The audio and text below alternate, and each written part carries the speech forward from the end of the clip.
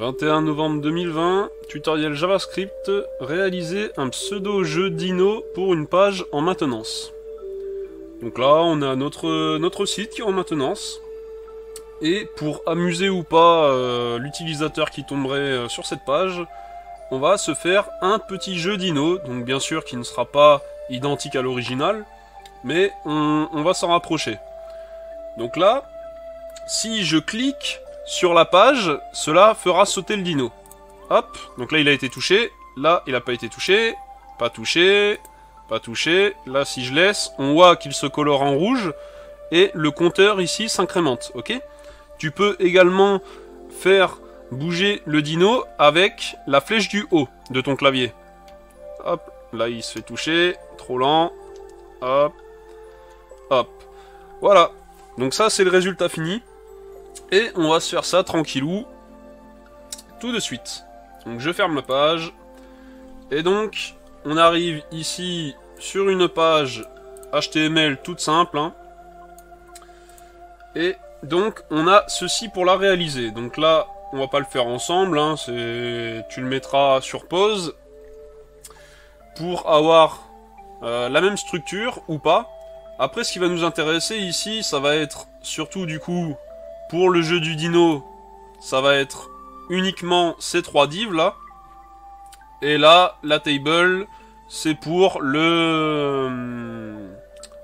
Comment dire? Le nombre de fois que Dino est mort, ok? Donc, au niveau du head, un script avec l'attribut dfr. Donc localisé dans un dossier JS. Et donc un script qui s'appelle app.js, ok? JS, app.js. Un fichier CSS localisé dans un dossier CSS et qui s'appelle app.css. app.css, ok? Tous deux sont vides.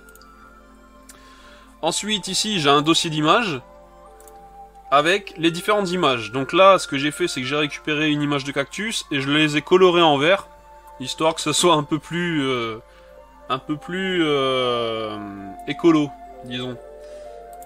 Ensuite, là, il y a le désert, le fond. Et enfin, le petit dino, ok? Donc ces images, je me débrouillerai pour les mettre en source, en dessous dans la description, ok?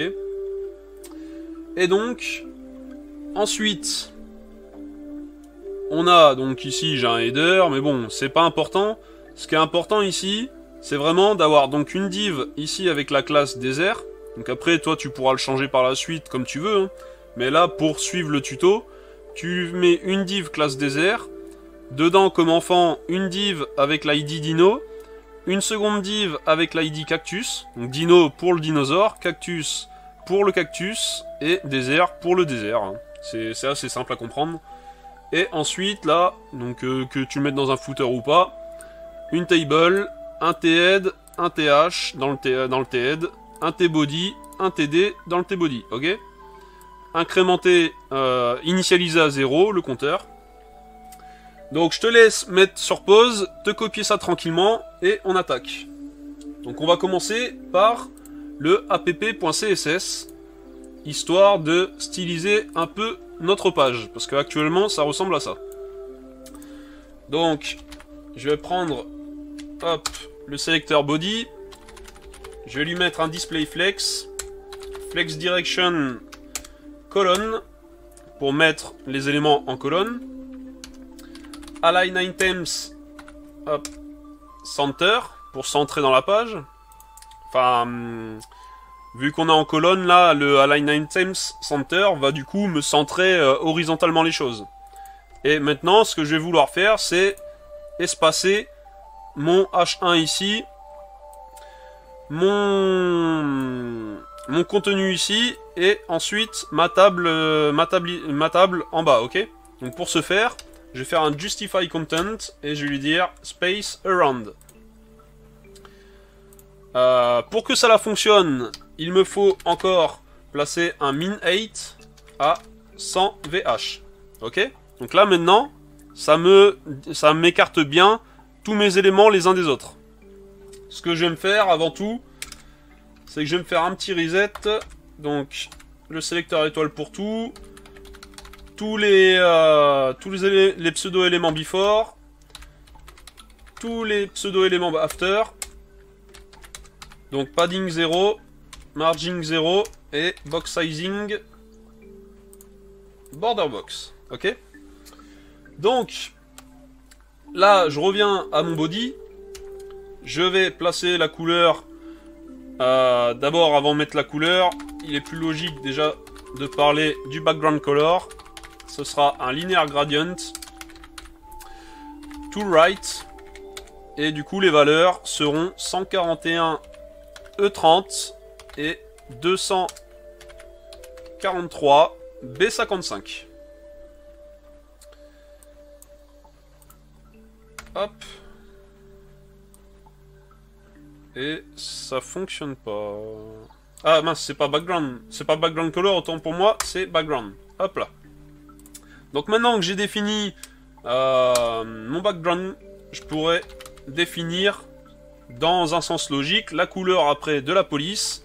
Donc ça sera du blanc. Ok. FFF. Et je vais définir la taille de la police, donc qui sera 1.2 REM. Ok. Donc maintenant, on obtient ceci. Je vais me baser sur le H1 maintenant.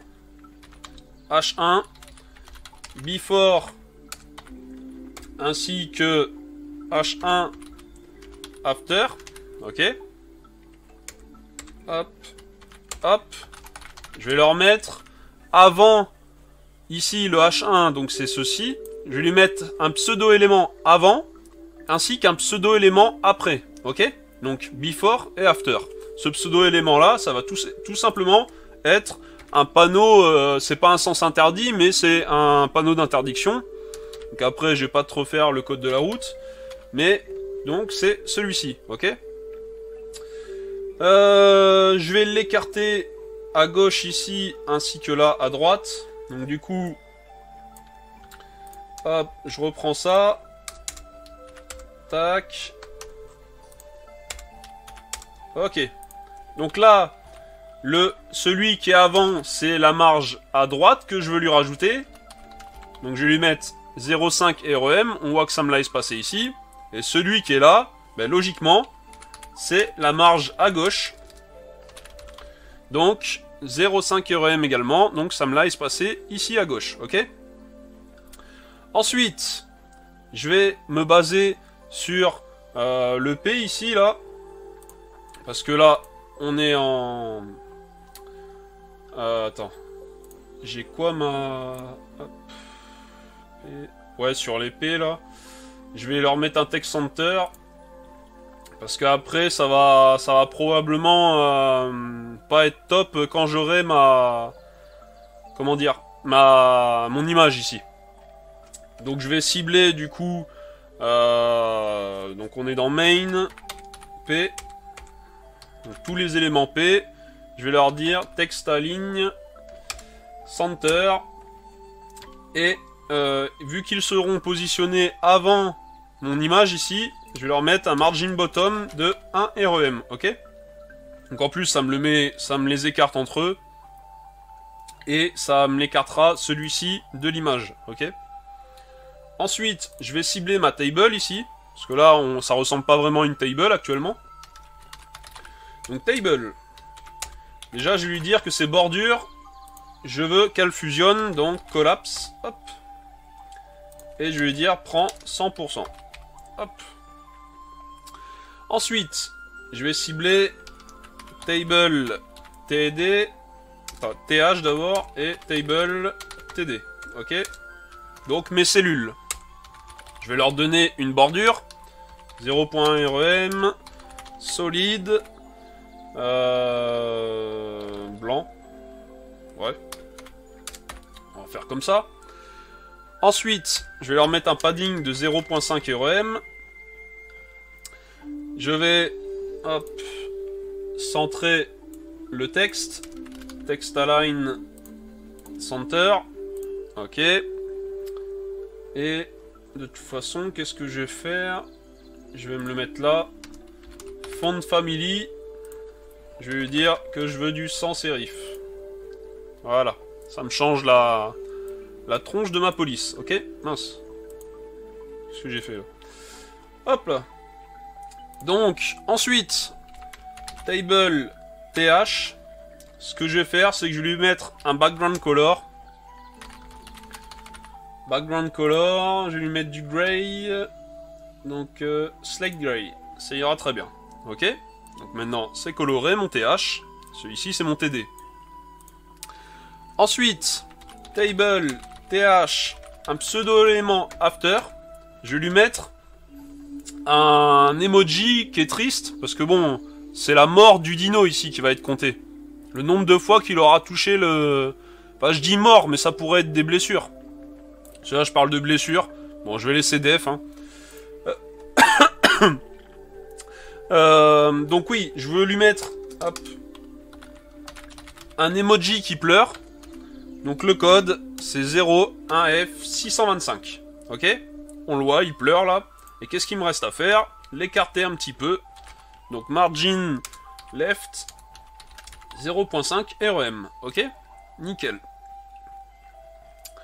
Ensuite, je vais m'occuper du coup du désert.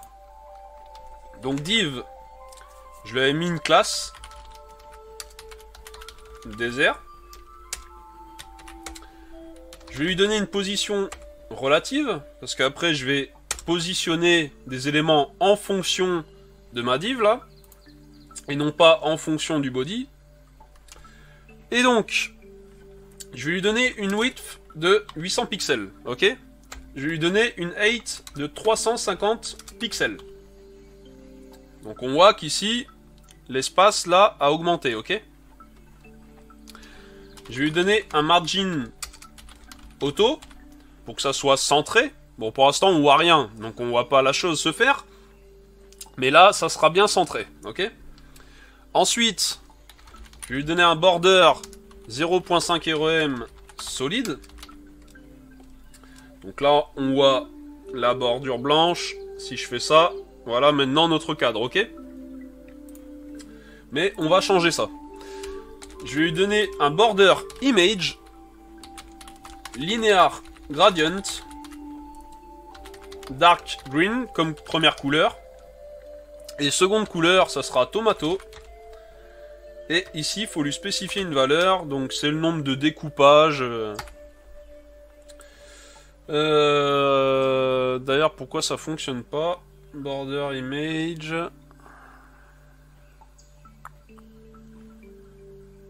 Qu'est-ce que j'ai fait?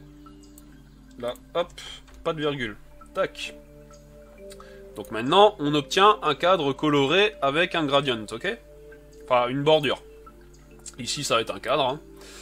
Et donc, c'est pas évident, du coup, hop, de coder avec la page à côté, là, pour l'espace.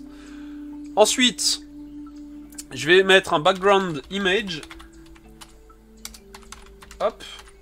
Et donc, mon background image, c'est tout simplement l'image là qui est présente dans image désert, ok? Donc du coup, ici, je vais faire... Non, je vais partir en URL comme ça. Image désert, ok? Donc là maintenant, on voit mon désert. Par contre, on voit que bah, y a de la duplication ici, parce que mon image ne fait pas 350 pixels de hauteur. Donc il va falloir que j'agisse dessus. Je vais faire un background repeat. Repeat X. Ok, répète-toi sur la longueur, mais pas la hauteur. Ok? Il se répète là en longueur. Donc quelle que soit la taille de mon cadre, même si l'image ne fait pas... Parce que là on le voit, ce nuage là en fait c'est ce nuage là. Donc il y a eu une répétition de l'image là. Ça a été collé. C'est comme si tu avais des découpages et qu'elles étaient collées les unes à côté des autres dans l'axe horizontal. Ensuite, je vais faire un background position hop, center. Donc maintenant tu le vois qu'il est centré ici dans mon cadre. Et maintenant qu'est-ce que je vais faire? Je vais l'étirer tout simplement. Donc background size cover. Hop là. Donc maintenant j'obtiens tout simplement mon image qui prend tout mon cadre. Ok? Sachant que tu peux faire les choses autrement. notamment avec la propriété ObjectFit, la règle CSS ObjectFit, ou propriété comme tu veux, hein. Mais là, on le fait avec le background, ok? Donc, maintenant il me reste, j'ai placé le désert, il me reste à placer Dino ainsi que Cactus, ok? Donc, ici, div, j'ai un ID Dino. Dino, on a son image, donc background image, URL, et pareil, donc c'est dans image, Dino, ok? Maintenant, il va falloir que je le positionne, et je vais lui dire left 300 pixels. Où est-ce qu'il est, mon petit Dino? Ah mince, mais j'ai... F300 pixels, mais il me reste encore des règles à faire. Donc, je vais avoir également div ID Cactus. Hop. Tac. Donc Cactus, ça va être background image, URL, image, Cactus, ok? Donc là, on va avoir toutes nos images qui seront en place. Et lui sera positionné à 800 pixels, c'est-à-dire qu'il sera en dehors du cadre. Parce que, pour rappel, notre cadre... Enfin, du coup, il sera situé vraiment à la fin du cadre, quoi. Donc on le verra pas. Et après, on va agir pour le voir, ok? Donc, maintenant que j'ai mes deux images, là, je vais cibler mes deux divs. Hop. Hop. Ok. Et je vais leur dire, positionne-toi par rapport à qui? Par rapport à mon désert. Donc du coup, position absolute. Ok? Je vais leur dire, tu seras situé en bas, donc bottom 0. Et je vais leur donner une taille, donc width 60 pixels, height 60 pixels. Donc hop, tu vois maintenant mon image qui apparaît ici, qui fait 60 par 60. Le cactus, on le voit, il est en dehors de mon cadre ici, 800 pixels, donc il est positionné là de base. Donc là tu le vois, nickel, hein, on est content. Le but après c'est de ne pas le voir ici. Donc, je vais du coup continuer dans ma lancée. On va rester sur le cactus. Donc, cactus ici. On va lui faire une animation. Mon but c'est qu'il se déplace du coup de la droite vers la gauche sans arrêt, ok? Donc du coup, pour faire ça, je vais faire cactus move. Donc ça va être une keyframe qu'on va créer. Donc cactus move. Ça va durer 1.5 secondes. L'animation, elle va être infinie et linéaire, ok? Donc ça va prendre tout le temps le même temps. Enfin, je veux dire, ça va être progressif. Enfin, progressif, non, ça va tout le temps garder la même vitesse, je veux dire. Et ça va être infini. Donc, c'est-à-dire qu'une fois qu'elle sera passée là, hop, elle reviendra et tout, ok? Enfin, ça, bien sûr, en fonction de ce qu'on va mettre dans notre animation Cactus Move. Ensuite, je vais cibler, du coup, également... où est-ce que je vais le mettre? Ici, peut-être. Tac. Je vais cibler une div qui aura la classe Dino Jump. Ok? Dino Jump, ce sera une animation. Animation. Donc un jump qui prendra 0,5 secondes à s'effectuer et qui sera linéaire. Ok? J'aurai également une div avec la classe dead. Donc là, ces deux divs là, Dino Jump et dead, ça va, comment dire, la target, ça sera le dino. Hein. C'est juste qu'ici, je le place pas de cette façon-là, parce que là, en mettant ça, ça veut dire que là, je sais que ma div ayant la classe désert, en gros, en mettant ça, là, ici, je sais que elle aura tout le temps cette classe et rien d'autre, ok? Parce que là, je lui dis que vraiment, je spécifie la règle CSS uniquement pour une div qui aurait uniquement une classe désert, ok? Là, en mettant point et non pas classe, elle peut avoir d'autres classes, ok?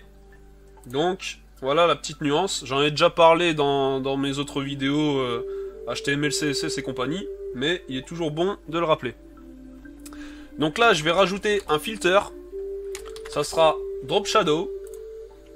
Donc ça sera pour rajouter, du coup, un shadow autour de mon image, ok?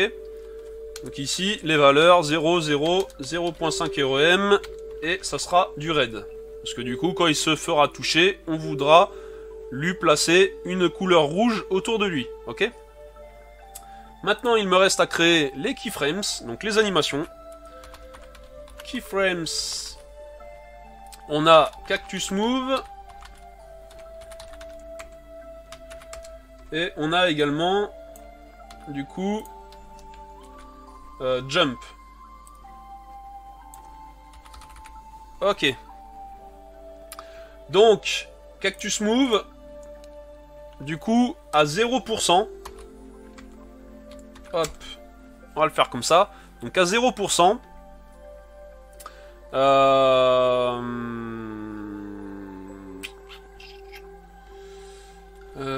Comment je vais faire ça?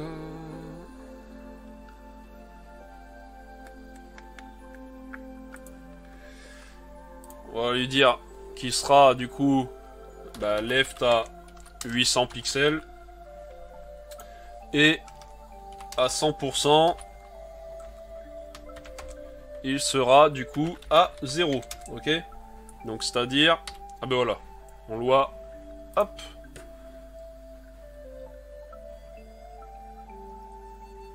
Le problème là c'est qu'on le voit, ici là, bouger là, c'est pas bon ça.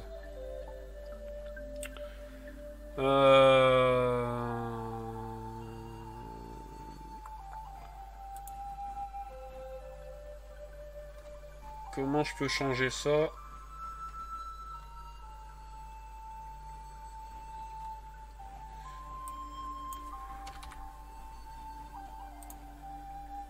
ça change rien en fait.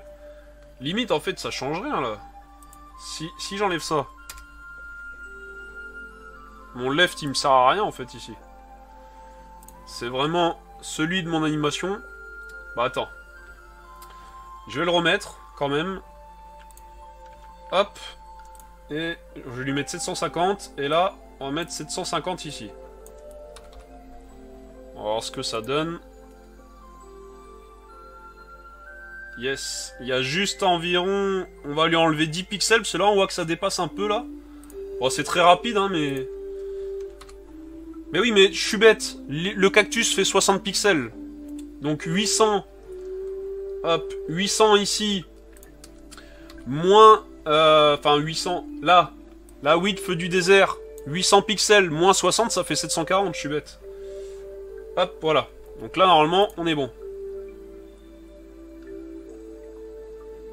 Ouais. Ça dépasse pas, ça arrive sur la bordure, quoi. Bref, donc on est bon pour ça. Maintenant, il me reste à pouvoir, du coup, mettre l'animation sur mon petit dino, donc du coup 0%. On va lui dire du coup à 0%, bah t'es où t'es, hein, donc 0, bottom 0. À 50%, ce qu'on va te dire, c'est que tu seras à 2 fois ta taille. Donc du coup, bottom, sa taille est de 160 pixels, donc on va le mettre à 120, ok. Et à 100%, eh bien, tu reviendras à bottom 0, tout simplement. Donc, si je lui mets dino jump, ouais, bah non, c'est pas bon. Dino Jump.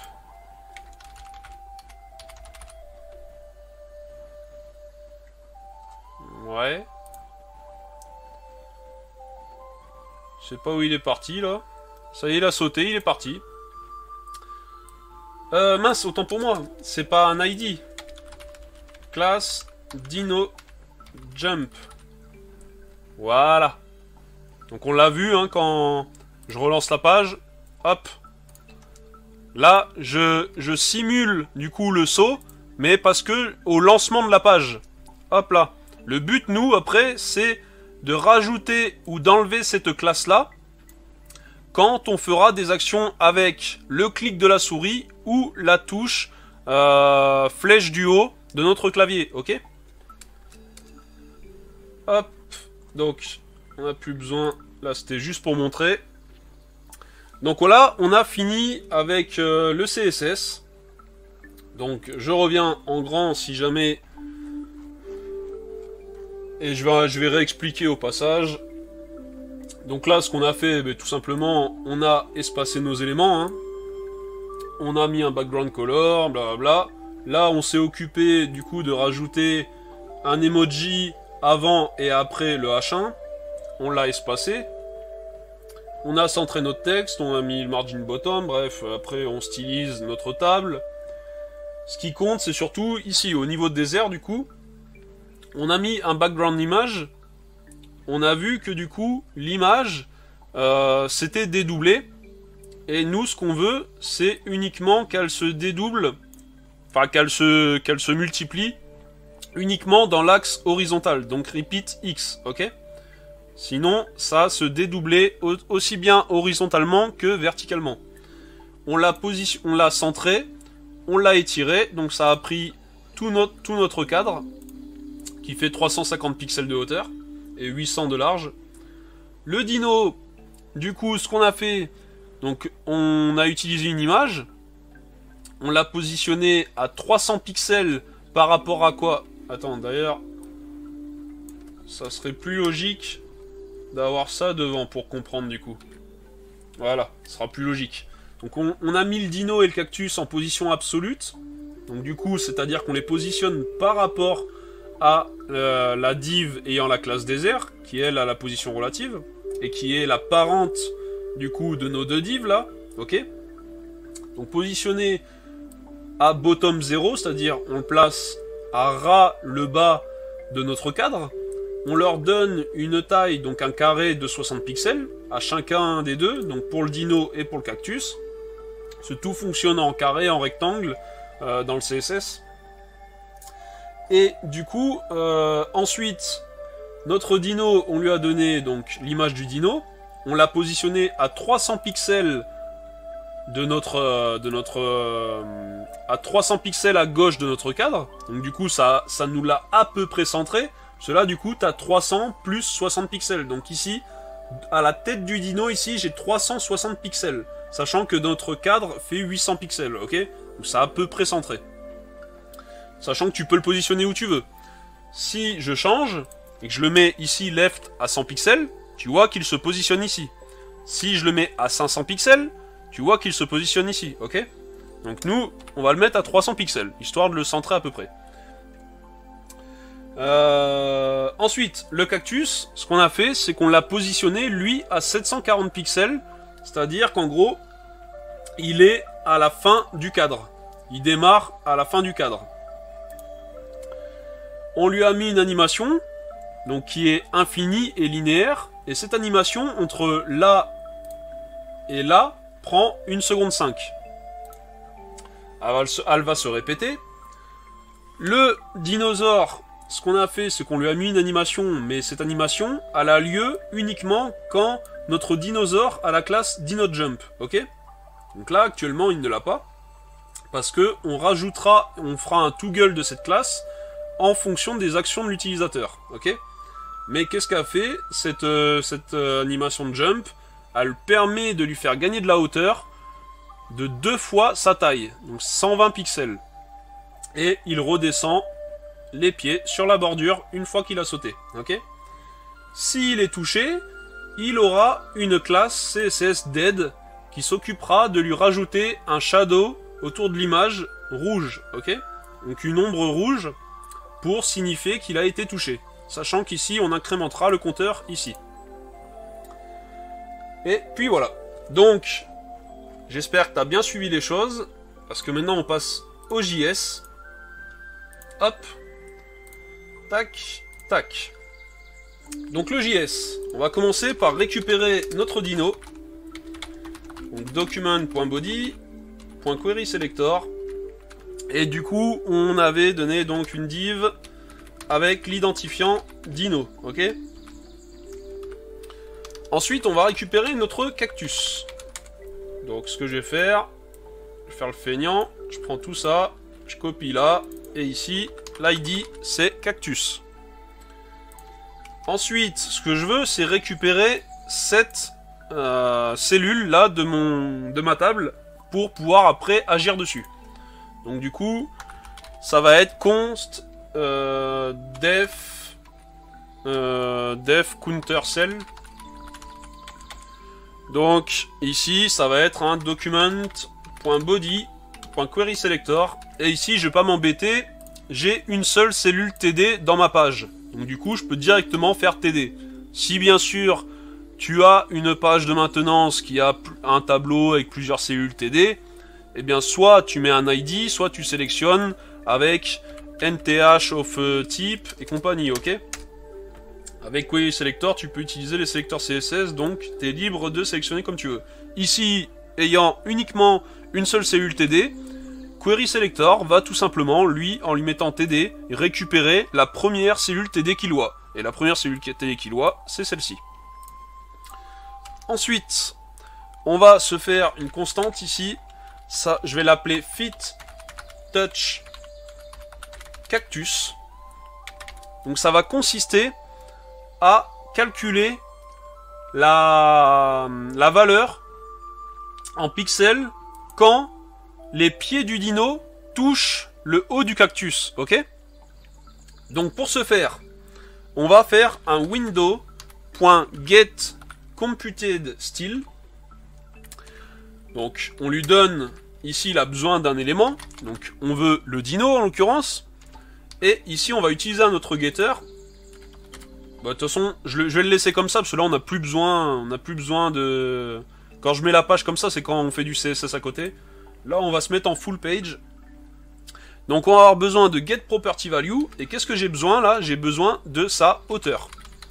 Donc 8, ok? Pour l'instant je vais juste faire ça, je vais faire un console log. Console log, du coup, fit touch cactus. Tac. Tac. Je vais venir là, inspecter l'élément. Ah mince, il me l'ouvre dans une autre page. Attends. Hop, je vais me le mettre à droite ici. Tac. Donc qu'est-ce que tu vois ici? On obtient 60 pixels. Moi ce que je veux, c'est travailler non pas avec une string, mais avec des ints. Ok? Donc pour ce faire, je vais tout simplement passer ici le résultat que j'obtiens dans la fonction parseInt. Et parseInt ici, il va falloir lui dire que c'est en base 10. Ok? Donc maintenant, si je reviens voir, boum, j'obtiens 60 et non pas 60 pixels. Parce qu'avec 60 pixels, du coup, la string 60 pixels, tu pourras rien faire avec. En tout cas, avec des calculs, tu pourras rien faire. Donc parseInt va me permettre de récupérer les premiers nombres qu'il trouve dans la string, ok? Si j'avais eu px60, du coup, je crois qu'il m'aurait sorti nan. Enfin, on va voir. ParseInt px60 et bingo, j'ai raison, il me sort nan parce que lui, il va choper le premier nombre qu'il voit. Sauf que là, s'il voit que... Enfin, le premier nombre qu'il voit, c'est-à-dire si ça commence par un nombre, là, ça commence par une lettre, donc du coup, il te retourne nan. Pour lui, ce n'est pas un nombre. Par contre, si tu fais parseInt 6p6, là, il va te retourner 6 parce que, tout simplement, ici, il trouve 6, mais après, ce n'est plus un nombre, donc il te retourne seulement le 6, ok? Bon, hop, petite interlude. on revient là. Donc là, maintenant, on sait qu'on a la valeur 60, ok? Donc 60, c'est si en effet tu juxtaposes les images, ben, elles se collent. Donc ça veut dire que ses pieds, ils touchent le cactus, ok? Maintenant, on va s'occuper de sa queue. Donc const tail touch cactus. Donc là, je mets ces... tu vois qu'ici, je mets en minuscule. C'est constante là, mais c'est constante, c'est des éléments que je récupère du DOM. Et là, je le mets en majuscule parce que c'est des valeurs... comment dire? C'est des valeurs avec lesquelles je vais travailler dans mes fonctions de calcul. Et c'est pour montrer que cette valeur-là, elle est importante et qu'elle ne bouge pas, quoi. Enfin, c'est ma façon de faire. Parce qu'il y en a qui mettraient toutes leurs constantes en majuscule. Moi, je mets uniquement après quand c'est des nombres ou des strings particulières. Après, voilà, à toi de voir comment tu fais. Donc, on va partir sur le même principe. Donc, parseInt, on va récupérer window get computed style dino get property value. Et là, qu'est-ce qu'on veut récupérer? C'est la valeur de left. Sa valeur left. C'est-à-dire où il est positionné. Ok? Ici. Donc le fameux 300 pixels, ok? De toute façon, on va le voir, hein, on va faire le log. 10. Tac. Et ici, ça va être tail touch cactus.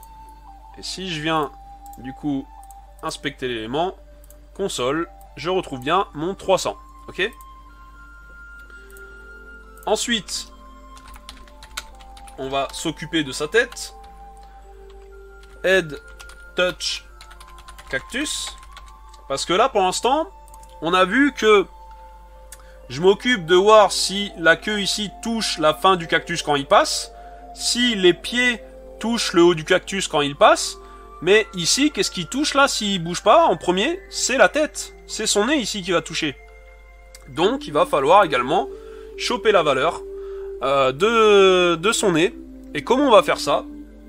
On va tout simplement prendre tail touch cactus plus 60, tout simplement. Donc ici, si je log head touch cactus et que je fais inspecter l'élément, on voit 360 pixels, nickel. Donc, maintenant qu'on a ces valeurs, donc ces constantes, on va pouvoir travailler.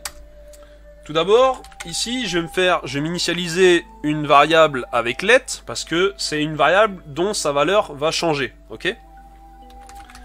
C'est un nombre qui va changer. Donc, dino def counter. Je sais pas si on met un S, je vais mettre sans S. Hop. Ensuite, je vais me faire un tableau d'éléments, donc jump events. Je vais avoir un événement mouse down. Donc mouse down, c'est quand tu cliques avec la souris. Et un élément key up. Donc c'est quand... hop, key up. C'est quand tu appuies sur une touche du clavier et que tu relâches la pression. Ok? Quand tu appuies et que tu maintiens la pression, ça sera pas l'événement key up, mais l'événement key down. Ok? Ne surtout pas utiliser key press qui est déprécié. Hein. Parce que je vois encore des gens utiliser key press de nos jours. Mais c'est déprécié, tu dois utiliser soit key up, soit key down, ok? Ensuite, ce tableau d'événements, je vais boucler dessus. For each, hop. Donc là, tu boucles avec le type de boucle que tu veux. Hein. Moi, j'aime bien utiliser for each. Mais tu peux utiliser for off ou for tout court, comme tu veux. Donc ici, je vais avoir mon event. Et je vais appliquer une écoute sur mon document. Donc, document.addEventListener. Ici, eh bien, je vais avoir mon event. Hein, ça va être, il va me placer un event listener sur mouse down, puis ensuite sur key-up. On est d'accord? Et ces deux events, du coup, quand ils vont avoir lieu, je vais appeler la fonction dinoJump. Ok? Je vais créer cette fonction tout de suite. dinoJump. ici, ce qu'on va faire un destructuring, on va récupérer la key. Donc c'est-à-dire que la key, elle sera présente uniquement dans un événement de type key-up, ok?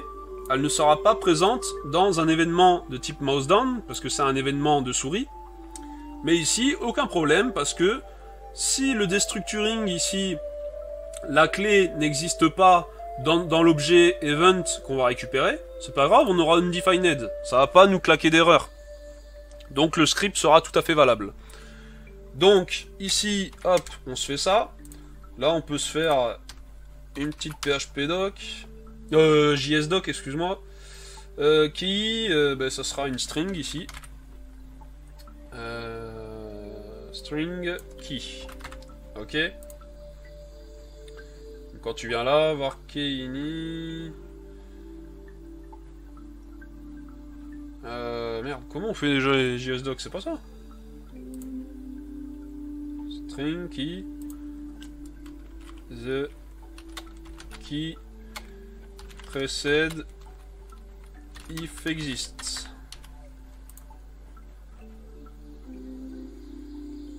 Ouais. Bref, attends. Donc, qu'est-ce que je pourrais taper? Makes the dinos jumping. Bref, je suis assez nul en anglais. Donc, là, on a notre destructuring, et du coup, ce que je vais vérifier, comme je t'ai expliqué, je vais déjà vérifier si key existe, ok?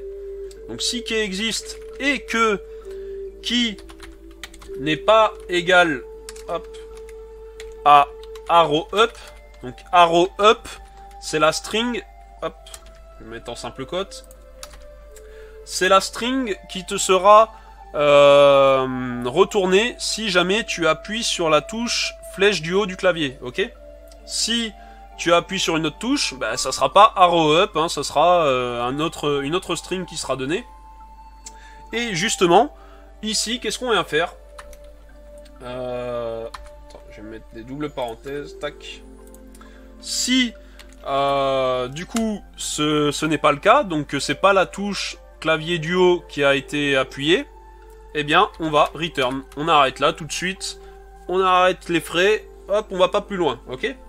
Donc là, à partir de ce moment-là, on sait que si on exécute le reste du code, c'est que c'est soit un événement de type mouse down, soit un événement de type key up qui est donc un appui de la flèche du haut du clavier, ok? Important à comprendre là. Hein. Ensuite, ce que je vais faire, dino, je vais lui mettre classlist.add. Donc dans sa liste de classes, je vais lui rajouter une classe qui s'appelle, en plus c'est bien, il me le propose là, une classe qui s'appelle DinoJump, ok? Donc comme je t'ai expliqué, à partir du moment qu'ici je vais cliquer, ah ben, tu vois il me l'a fait, en plus on l'a vu, hop, je le relance, donc là je vais cliquer là, hop là, il saute, mais après quand je clique, tu vois qu'il ne se passe plus rien, ça ne fonctionne plus. Je relance. Là, je vais appuyer sur la touche flèche du haut du clavier. Hop, c'est bon. Et là, si j'appuie de nouveau, ça ne fonctionne pas, ok? Donc là, maintenant, ce qu'on va faire, on va supprimer la classe.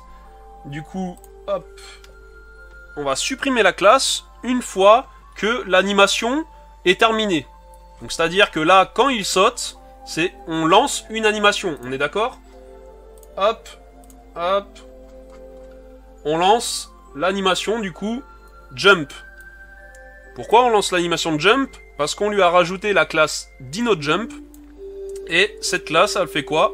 Elle applique une animation jump qui dure 5 secondes. Linéaire mais non infinie. C'est-à-dire qu'une fois qu'elle a eu lieu, voilà, c'est fini. Il se passe plus rien. Ok? Donc c'est important de lui retirer après coup pour pouvoir de nouveau lui appliquer et qu'elle soit effective, ok? Donc comment on va faire? Eh bien tout simplement, on va lui placer un event listener à notre petit dino, on va lui prendre l'événement animation end, donc une fois que l'animation qui est sur lui est terminé. Là, je vais faire une petite arrow function, fonction fléchée si tu veux, pour faire plus court. Et là, je vais faire dino.classList.remove. Et du coup, je vais lui supprimer sa classe DinoJump que je lui ai appliqué juste ici lorsque j'ai cliqué. Ou que j'ai appuyé sur la touche haut du clavier. Enfin, la touche... la flèche, quoi. La flèche du pavé directionnel.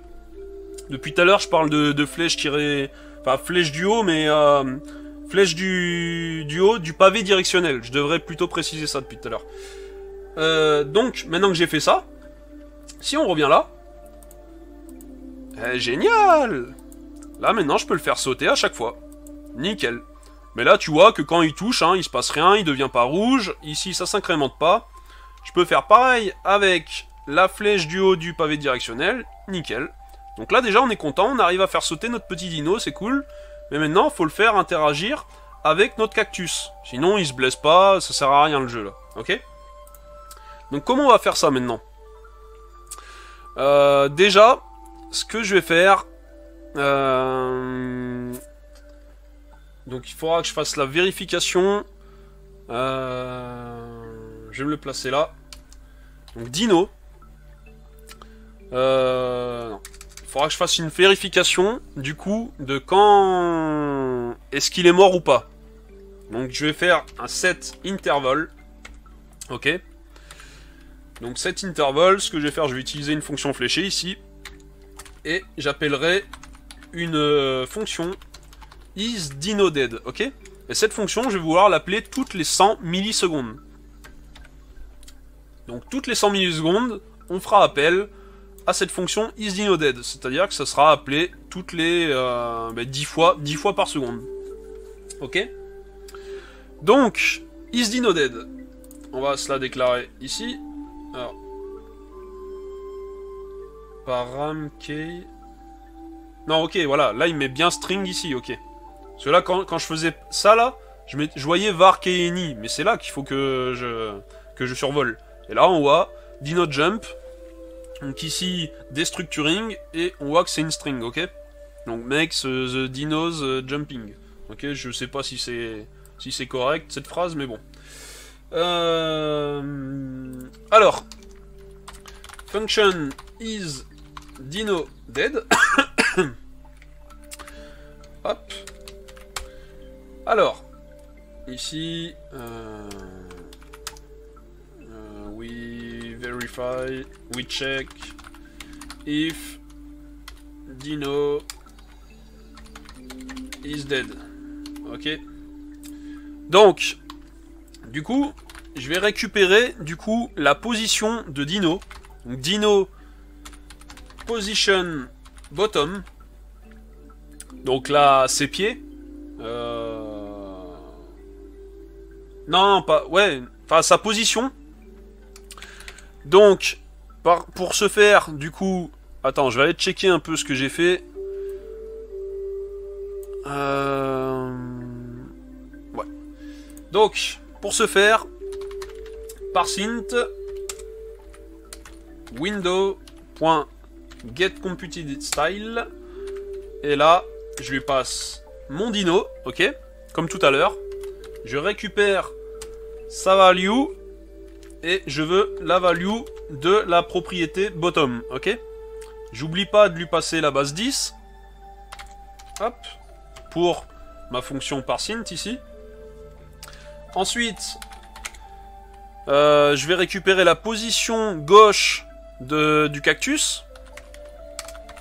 Cactus position left égale parseInt window.getComputedStyle. Et là, je viens récupérer du coup left. Je lui passe la base 10. Et là, on va se faire une petite comment dire, une petite entre guillemets condition. Donc ce que je vais faire un saut de ligne ici. Je vais mettre entre parenthèses chaque condition à vérifier. Donc si Dino position bottom est inférieur ou égal à fit touch cactus, pour rappel, hop, fit touch cactus, c'est là, hein. Et que cactus position left est inférieur ou égal à head touch cactus, et que cactus position left est supérieur ou égal à tail touch cactus, ok. Alors si ces trois conditions sont réunies, alors Dino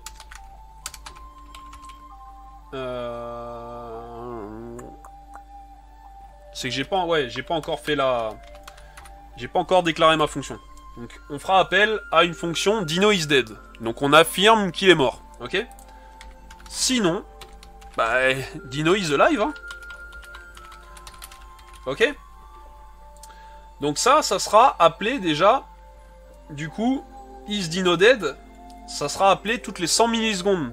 C'est pour ça que, du coup, l'animation dure 1 seconde 5, donc du coup ça sera appelé 15 fois, 14 ou 15 fois au cours de l'animation, ok. Donc, il y a des moments où du coup il sera touché, et il y a des moments où il ne sera pas touché, ok. Donc du coup, s'il est touché, au cours de cette animation là, qui a lieu à cours de cette fonction qui est appelée toutes les 100 millisecondes, s'il a été touché et que du coup le cactus avance au cours de son animation d'1 seconde 5, bah il va falloir quand même que je lui enlève son statut rouge, quoi. Donc c'est pour ça que ici j'appellerai Dino is alive, ok. Donc on va voir tout simplement ce que ça fait. Donc ici je fais une fonction Dino is dead.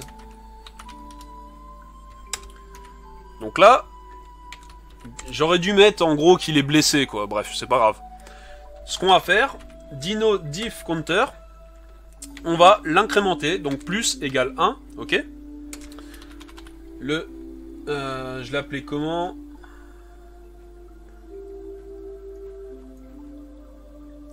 Def counter cell. Def counter cell, hop. Du coup, le text content, ce sera tout simplement notre compteur, la valeur du compteur Dino def counter, ok. Et ensuite dino.classlist.add dead. On vient lui rajouter notre classe dead. Pour rappel, la classe dead, qu'est-ce qu'elle fait? Elle lui rajoute du coup une ombre rouge autour de l'image de Dino, ok. Tac.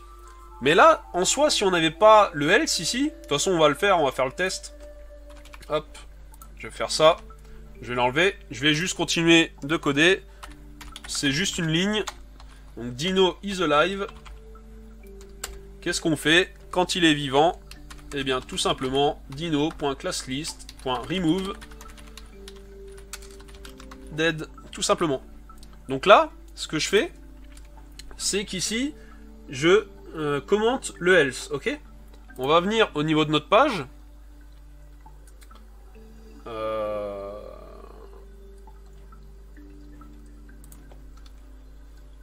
Ben là, il se passe rien du tout, en fait.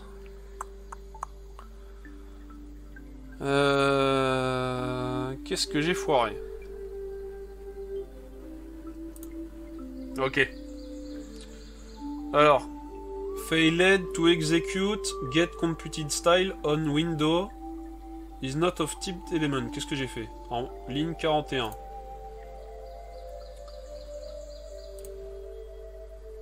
Ah mince, autant pour moi. Hop là. Donc là, je me suis foiré. Donc, c'est sur notre Dino.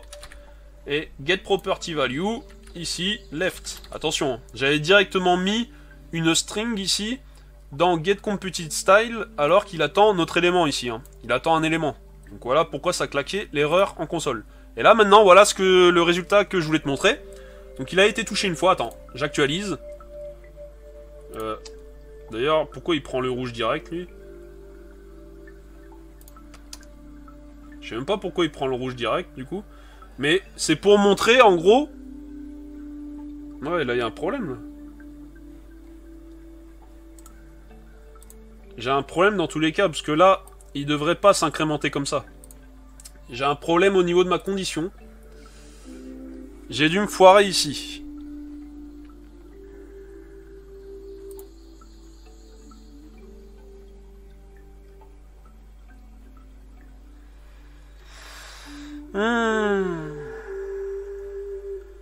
Parce que quand bien même j'enlèverai ça, ça changera rien. Ici, c'est pas censé s'incrémenter tout le temps. Parce que là, en gros, on le voit tout le temps rouge. Qu'est-ce que j'ai foiré, là?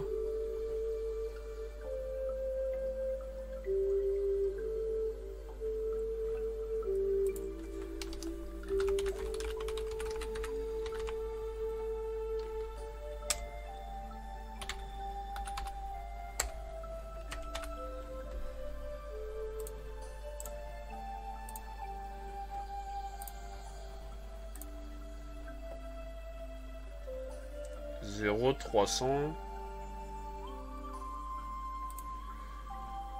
Donc 0 300.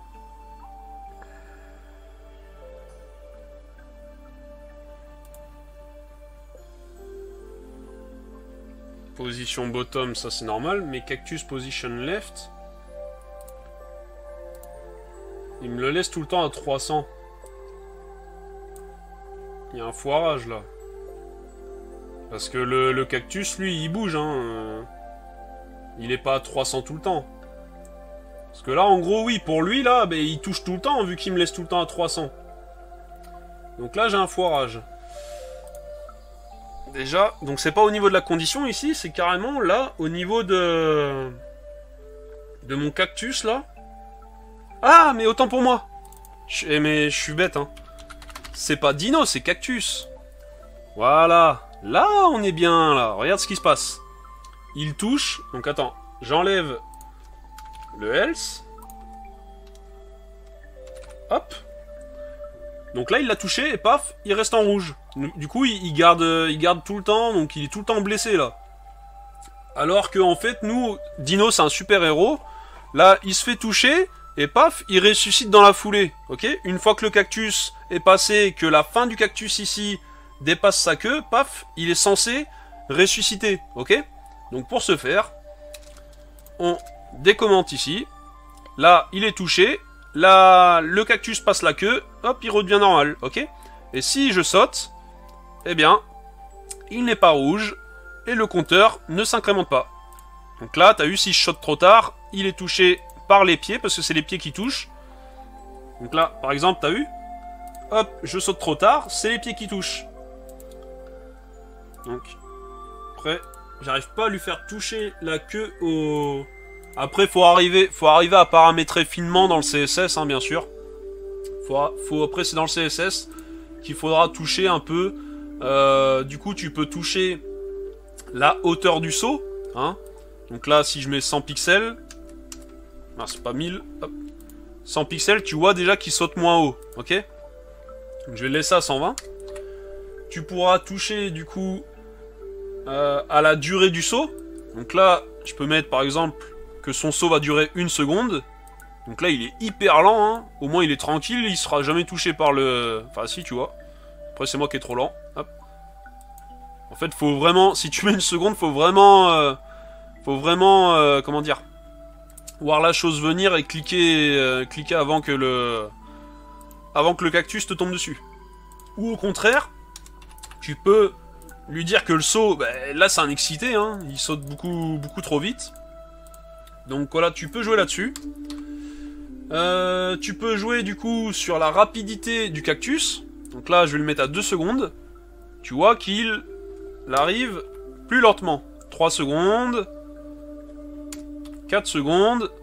Donc là, tranquille. Voilà, mais du coup, vu qu'il va tellement lentement, hop, le temps que Dino saute, il tombe dessus. Ok?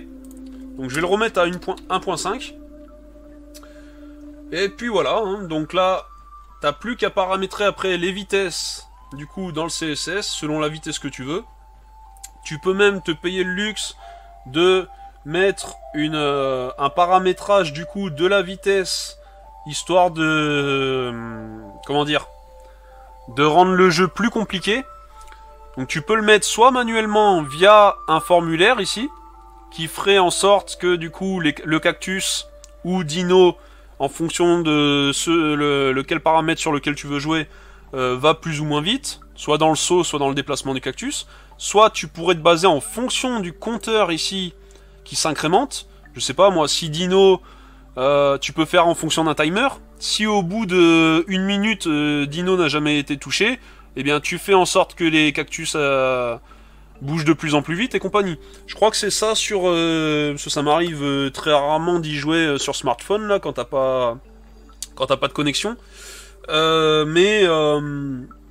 Je crois que c'est ce qui arrive quand tu joues avec Dino. Si tu touches pas les cactus, et durant un certain temps, bah, du coup, après, les cactus vont de plus en plus vite. Sachant que dans le jeu, tu n'as pas juste 2 cactus comme ça. C'est aléatoire. Des fois, t'as 3 cactus, des fois, t'as un cactus. Enfin bref. Après, libre à toi. Hein. Les images, t'as vu comment on faisait. Hein. Donc, je t'ai montré dans le CSS, je t'ai montré dans le JS comment on faisait. Libre à toi de rajouter plus d'images si tu veux, et de paramétrer ça dans le CSS et dans le JS, hein. Y a aucun problème. Tu peux corser la chose, tu peux te rajouter ce que je t'ai expliqué par rapport au formulaire et compagnie. Moi je te donne une base ici, donc voilà, une base tout à fait potable, et tu peux l'améliorer, hein, cette base.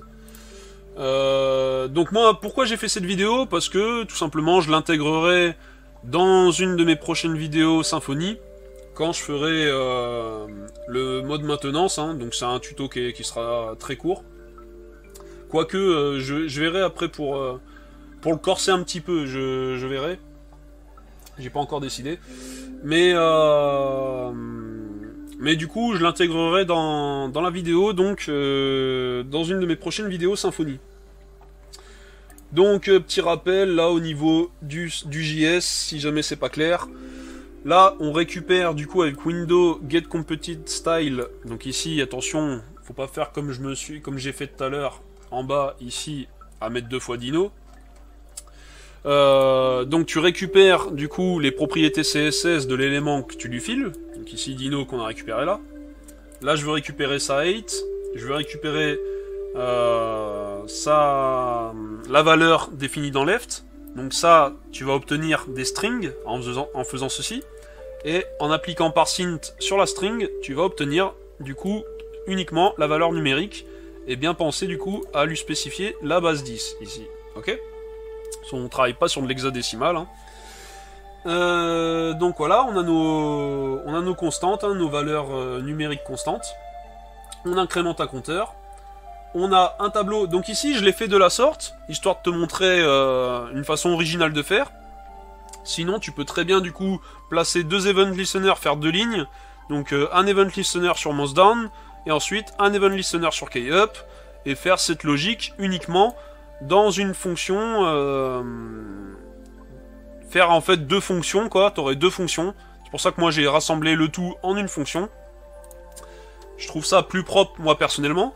Mais tu peux du coup faire 2 event listeners, donc 2 lignes document add event listener. Ici, tu aurais mouse down, et dans l'autre ligne, tu aurais key up. Cette vérification-là, dans tous les cas, tu devrais la faire, sauf que tu n'aurais pas if key ici.